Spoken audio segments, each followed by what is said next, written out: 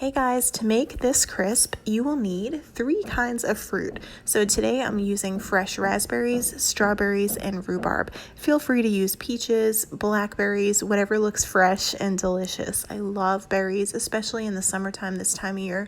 They're so beautiful and juicy. So you're gonna put your berries in a big bowl. And the rhubarb adds a little bit of tartness, but when combined with the sugar, it's just so amazing. And I love the texture of it when it bakes in a crisp. Then add a little bit more than a tablespoon of sugar, toss that with your berries and let it sit. That way the juices from the fruit really starts to pull out. The berries sit, you can butter your little mini baking dishes, and then you're just gonna put your fruit mixture into each dish. Definitely wanna make sure you butter it so it doesn't stick. Adds a little bit more flavor too. You can use mini ramekins, or you can just do this in one big baking dish as well. That's completely fine. And then I'm mixing together some oatmeal, more sugar, and you can find the measurements in the description box below. Really, when I do a crisp, a lot of times I don't measure. I just kind of, throw it all together, get a feeling for it, add in some maple syrup. And I have a really good recipe for muffins that I make with Greek yogurt, olive oil, oats, kind of the same idea, but even a little bit healthier.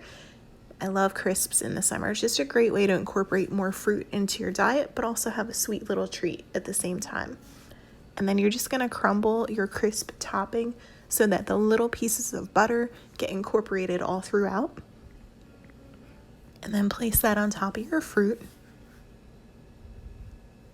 Feel free to add a little bit more butter on top if you'd like. That's completely optional.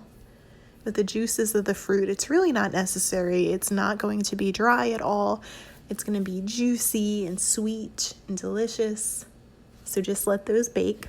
This entire recipe is all gluten-free, almost dairy-free with the exception of the butter. The ice cream I recommend, which is really, really good dairy-free ice cream, is Butter Pecan from So Delicious. It's really good in this recipe. The sweet, hot fruit compared with the cold ice cream just makes for an amazing, simple dessert. I hope you guys enjoyed this recipe. To get the measurements, you can look down below. And if you noticed, I didn't use regular all-purpose flour. I used almond flour to make it truly gluten-free. Hope that you guys can try this out. If you do, let me know what you think and have a delicious day.